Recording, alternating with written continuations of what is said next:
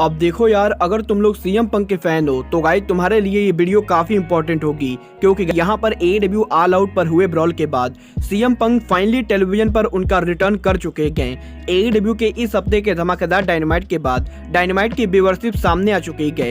एडब्ल्यू के आज हुए रैंपेज शो के बाद टोनी खान ने एडब्ल्यू का न्यूएस्ट साइनिंग रिवील कर दिया है।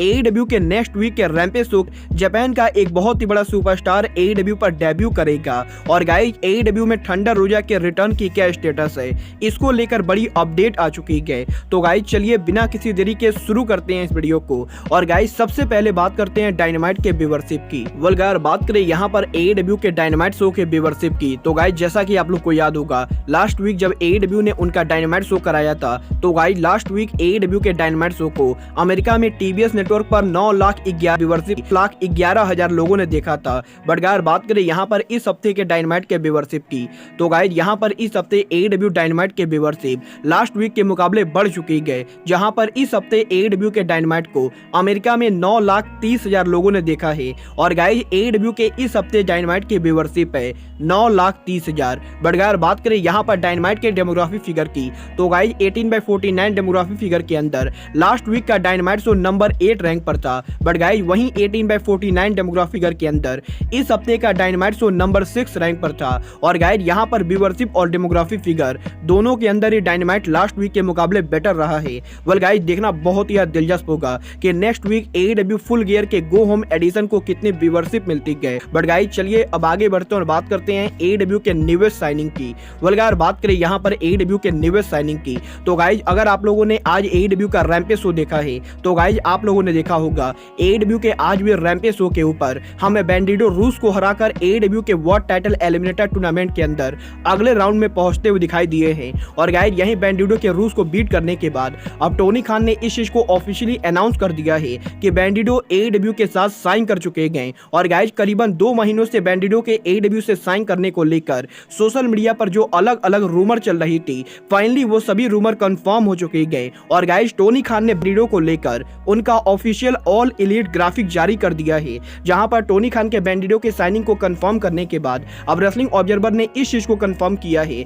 कि बैंडिडो ने एडब्ल्यू के साथ 3 साल का कॉन्ट्रैक्ट साइन किया है। और गाइस यहाँ पर बैंडिडो के इन 3 साल के कॉन्ट्रैक्ट के अंदर बैंडिडो एडब्ल्यू के दूसरे रेसलर्स के मुकाबले एडब्ल्यू के शो पर ज्यादा कम्पीट करने वाले गए। और गाइस एडब्ल्यू के अंदर एडब्ल्यू में रेसलर जो सबसे ज्यादा कम्पीट करते गए, बैंडिडो उन रेसलर्स के मुकाबले भी ज्यादा मैचेज रेसल करेंगे। और गाइस यहाँ पर इनडायरेक्टली रेसलिंग ऑब्जर्वर ने ये कंफर्म किया है कि टोनी खान बैंडिडो को बढ़िया तरीके से यूज करेंगे। और guys definitely dynamite, rampage, dark और डार्क एलिवेशन इन चारों शो पर बैंडिडो काम करने वाले हैं। वेल गाइस देखना बहुत ही दिलचस्प होगा कि बैंडिडो के एडब्ल्यू से साइन करने के बाद बैंडिडो का फ्यूचर कैसा होता है। बट गाइस जहां तक बात रही बैंडिडो के साइन करने की, तो गाइस जैसा कि आप लोग को मैंने ऑलरेडी बताया है WWE भी बैंडिडो को साइन करने में इंटरेस्टेड थी। बट गाइस यहां पर बैंडिडो के WWE और एडब्ल्यू दोनों से ऑफर आने के बाद बैंडिडो ने WWE के ऑफर को रिजेक्ट करके एडब्ल्यू के ऑफर को एक्सेप्ट किया है। और गाइस अब यही बैंडिडो के साइड का ये कहना है कि बैंडिडो WWE से अगर साइन करते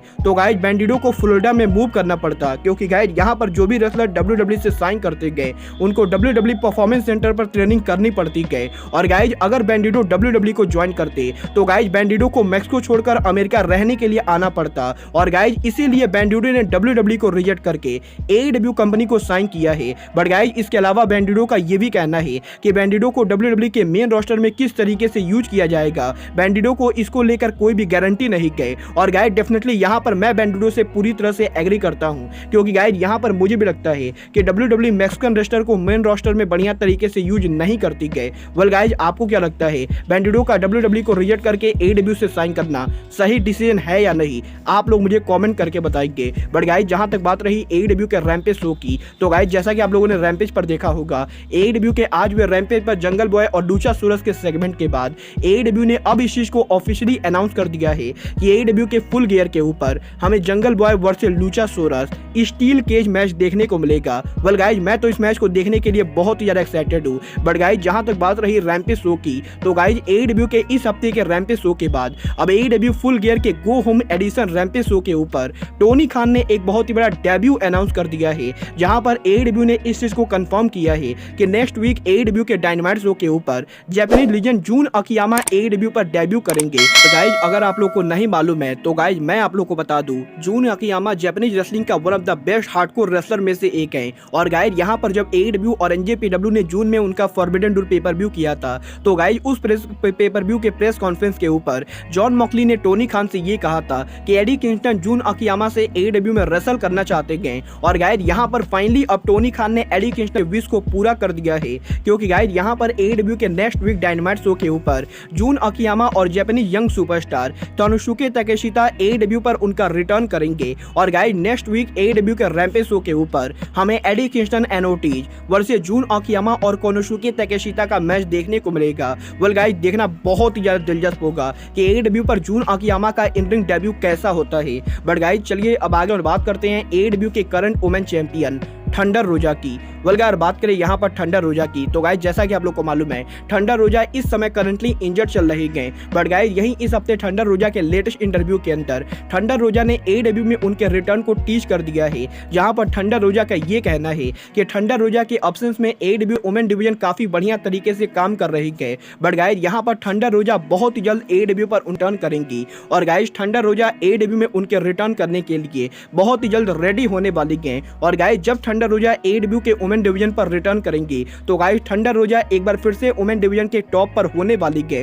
वेल गाइज यहाँ पर थंडर रोजा के इस इंटरव्यू के बाद अब रेसलिंग ऑब्जर्वर का ये कहना है कि थंडर रोजा के रिटर्न की अभी कोई भी टाइम लाइन नहीं गई। और गाइज करंटली किसी को भी नहीं पता है कि थंडर रोजा AEW पर कब तक रिटर्न करेंगी। वेल गाइज देखना बहुत ही दिलचस्प होगा कि AEW थंडर रोजा को वापस कब तक लाती है। बट गाइज जहां तक बात रही AEW के रिटर्न्स की तो गाइज जैसा कि आप लोग को मालूम है जब से AEW ऑल आउट पर ये ब्रॉल हुआ है तब से एलीट का रिटर्न तो कंफर्म हो चुका है। बट गाइज यहाँ पर CM पंक के रिटर्न के लिए CM पंक का फैंस इंतजार कर रहे हैं। वेल गाइज अगर आप लोग CM पंक के फैन हो तो गाइज मैं आप लोग को बता दूं CM पंक AEW पर कब रिटर्न करेंगे ये तो किसी को भी नहीं मालूम है। बट गाइज यहाँ पर CM पंक डेफिनेटली इंडस्ट्री में वापस आ चुके हैं, क्योंकि गाइज यहाँ पर AEW ऑल आउट पर हुए ब्रॉल के बाद CM पंक फाइनली एक बार CFFC पे वो का रिटर्न कर चुके हैं। और गाइज अगर आप लोग को नहीं मालूम है कि CFFC क्या है तो गाइज मैं आपको बता दूं CM पंक के AEW को ज्वाइन करने से पहले CM पंक केज फाइट के ऊपर कमेंट्री किया करते थे। और गाइस CM पंक ने केज फाइट के साथ एक कॉन्ट्रैक्ट साइन किया था, जिस कॉन्ट्रैक्ट के हिसाब से CM पंक केज फाइट के अंदर मल्टी ईयर तक कमेंट्री करने वाले थे। और गाइस क्योंकि CM पंक ने ये कॉन्ट्रैक्ट AEW से पहले साइन किया था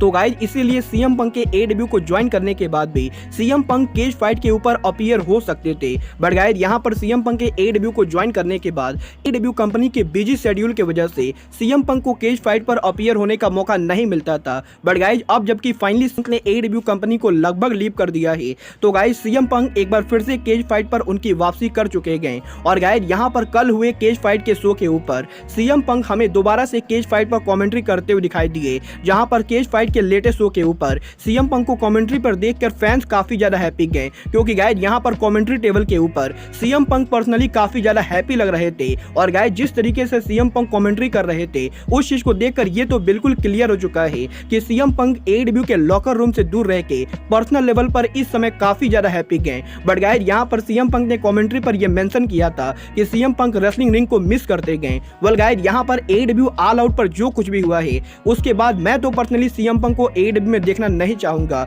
क्योंकि गाइस डेफिनेटली अगर टोनी खान CM पंक को AEW में वापस लाते गए तो गाइस लॉकर रूम एक बार फिर से CM पंक के खिलाफ मोर्चा उठाने वाला है। और गाइस ये लोग CM पंक की इमेज की धज्जियां उड़ाने वाले गए। और गाइस इसीलिए मैं नहीं चाहता हूं कि CM पंक अब AEW कंपनी पर वापस आए। बट गाइस यहाँ पर आपको CM पंक का ये नया गेटअप कैसा लगा, और गाइस आपको CM पंक के लंबे बाल अच्छे लग रहे हैं या नहीं, आप लोग मुझे कमेंट करके बताइए। बट गाइस अब आज के इस वीडियो में बस इतना ही। मैं मिलता हूँ आपसे अपने अगले वीडियो में। बट गाइस तब तक के लिए good bye, good night and bang.